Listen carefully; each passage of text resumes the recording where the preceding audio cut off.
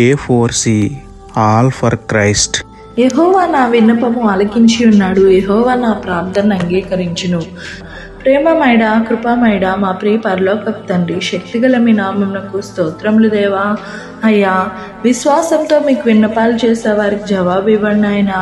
ఎడతెగక విసుగు చెందక ప్రార్థిస్తున్న వారి మొర ఆలకించి తగిన సమయంలో జవాబు దయచేసి మీ అందు ఆనందించే గొప్ప భాగ్యం, మీకు మహిమకరంగా గొప్ప సాక్ష్యం చెప్పుకునే ధన్యత అనుగ్రహించండి దేవా.